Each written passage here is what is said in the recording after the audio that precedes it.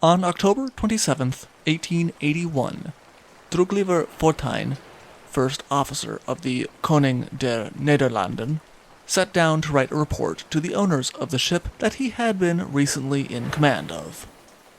Gentlemen, the telegram from Aden has acquainted you with the lamentable accident which resulted in the loss of the good ship Koning der Nederlanden, and now I hasten to relate some details of the catastrophe. His letter would eventually be published in newspapers around the world.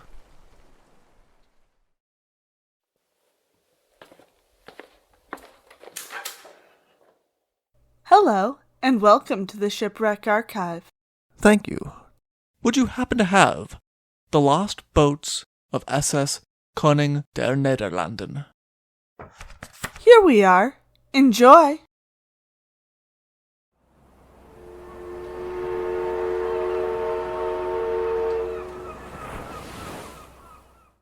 The Koning der Nederlanden was owned by the Stoomvaartmaatschappij Nederland, or SMN Company, based in Amsterdam.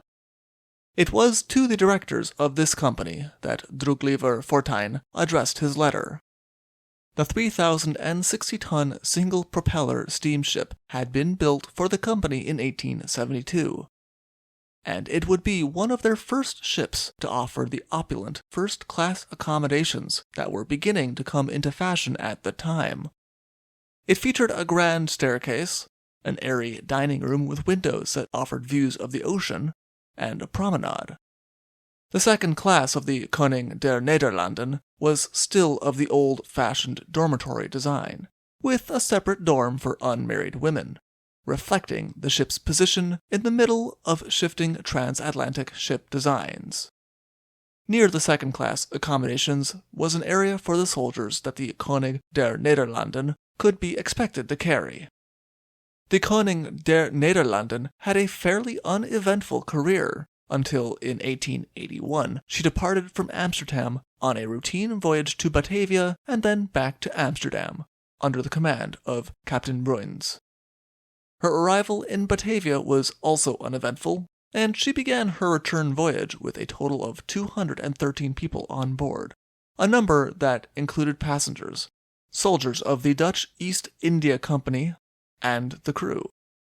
There had been no part of the voyage that had so far given anyone any reason to have any concern about the ship or her safety.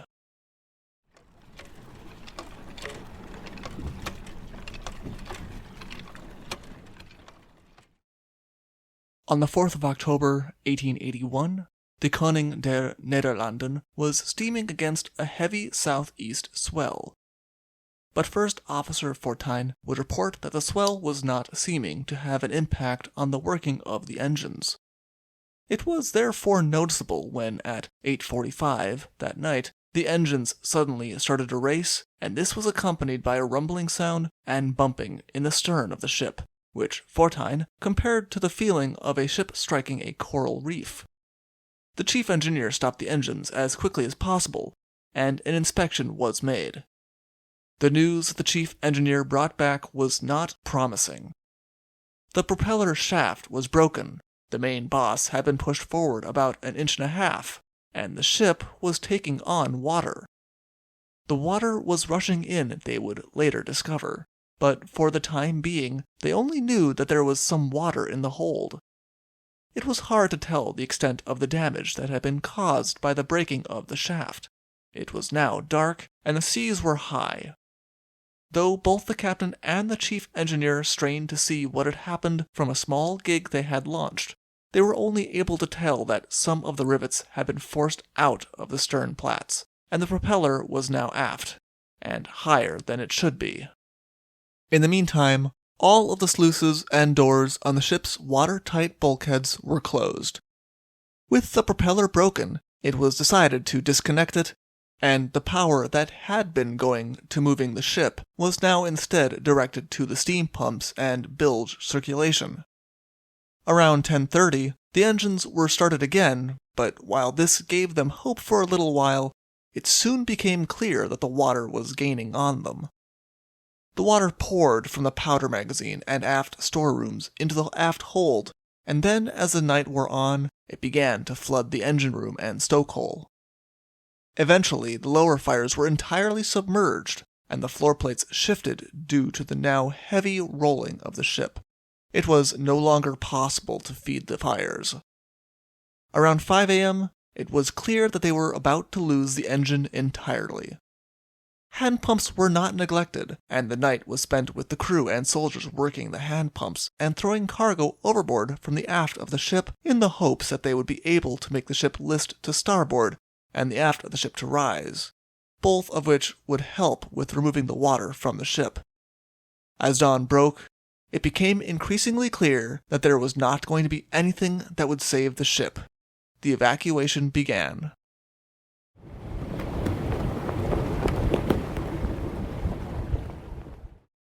It was a very well-prepared and orderly evacuation. The crews had known what boats they were assigned from the start of the voyage in Amsterdam, and the passengers and soldiers had all been assigned boats when they had embarked in Batavia. All of the smaller boats were provisioned for 3 weeks at sea, and the larger boats had enough supplies for 4 weeks. Also divided between some of the boats was the mail that the ship had been tasked with carrying. First Officer Fortuyn would state that all of the boats were in very good order. Each officer who was placed in charge of a boat double-checked that nothing had been forgotten that they might need for survival before their boat was launched. Though Fortuyn would admit that by some accident his boat did not get any of the bags of mail that they were supposed to be responsible for. The decision to abandon ship had been made around 5 in the morning as the water gained on the engines. And at 7:30 in the morning, the last boat departed the Koning der Nederlanden. On board of the final boat was Captain Bruins, who carried with him the ship's papers. The chief engineer still had not given up on the idea of finding out the extent of the damage to the ship now that it was morning, and as they lifted the ship, he voiced the opinion that the rudder post had also been broken and caused damage. At noon on Wednesday, the 5th of October, 1881, the SS Koning der Nederlanden disappeared from above the water under the watchful gaze of the people in the boats. Only a little smoke remained above the water to tell where she had been. The people in the ship's boats were now forced to turn their attention to what their next steps should be. It was decided that their best course of action would be for the boats to all keep together, and to try to reach the Chagos archipelago, which was an estimated 432 miles away. Captain Bruins gave them all a course to follow, though, in case they got separated.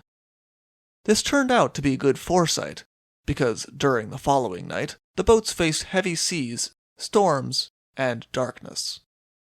The boats were all scattered.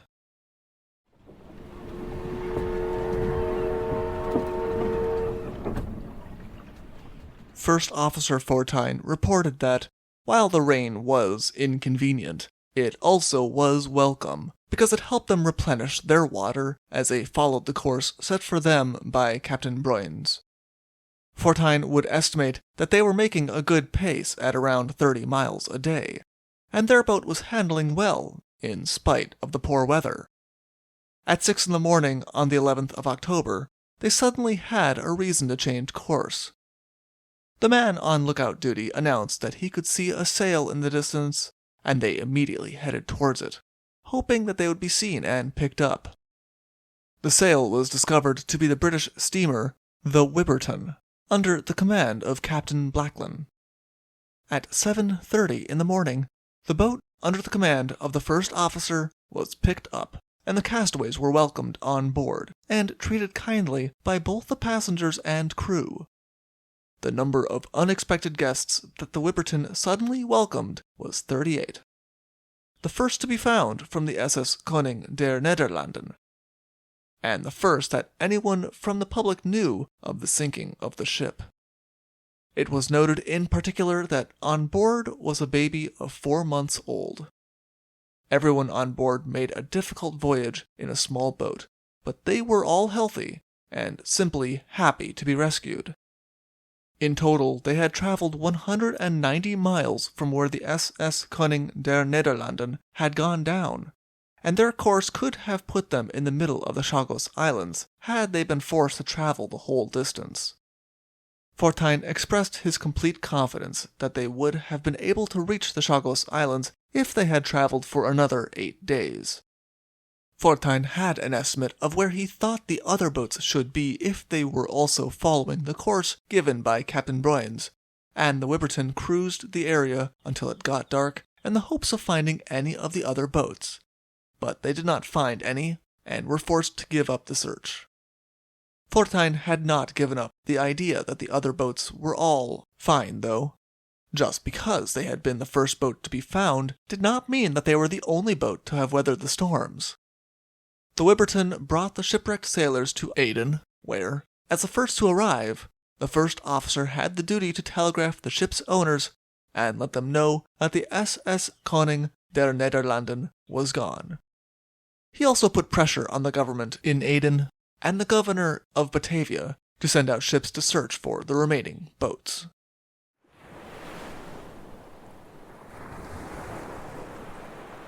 Sir Walter Melville, an Anglo-Egyptian official stationed in Aden, would find a part of this land on his desk.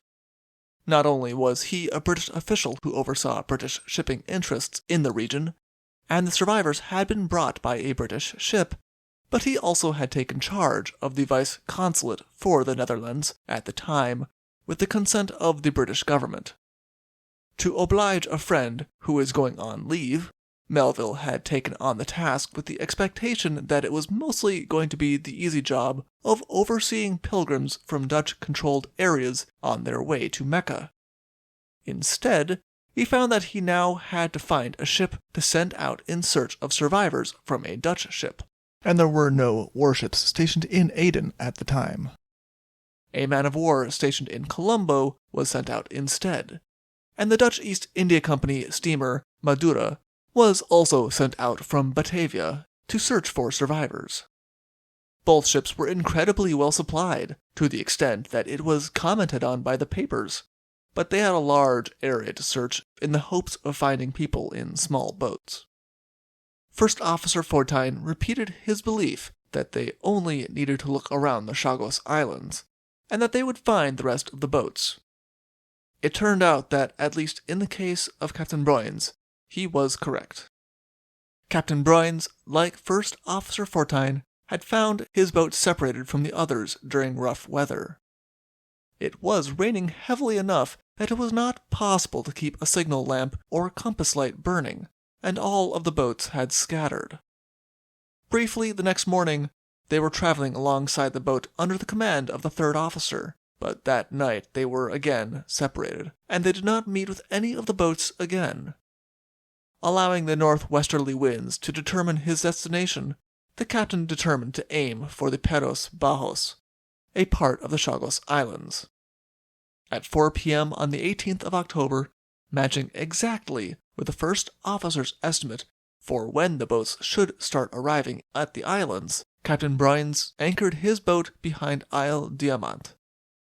Isle Diamant was not an inhabited island, but Captain Bruins found a house on it with beds of bamboo. It was their intention to go looking for people on the other islands the next morning. But the next morning brought the coastal trading vessel, the Creole, which they rowed out to. The Creole crew fed the castaways and brought them to Isle du Coin, where the local administrator sent out a gig to bring the ladies, who were part of the captain's party, to shore. Letters were sent out to a passing schooner, the Cupidon, that there were shipwrecked people on shore, and they received back a promise that the Cupidon would soon return for them. On the 23rd of October, Captain Bruins' party was taken from Isle du Coin and brought to the largest of the Solomon Islands, where the local administrator welcomed them and gave them food and shelter.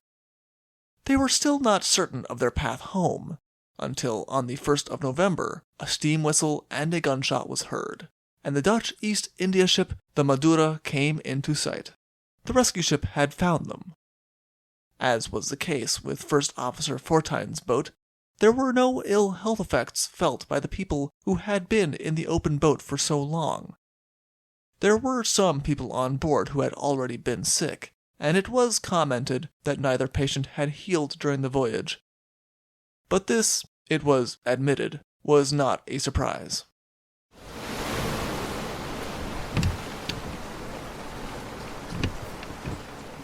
In the end, 4 of the 7 boats that had left the sinking Koning der Nederlanden were eventually found. The final boat to be found was 40 days after the ship had sunk, containing 9 people who had suffered a difficult voyage before being found. The fate of the 3 remaining boats continues to be a mystery.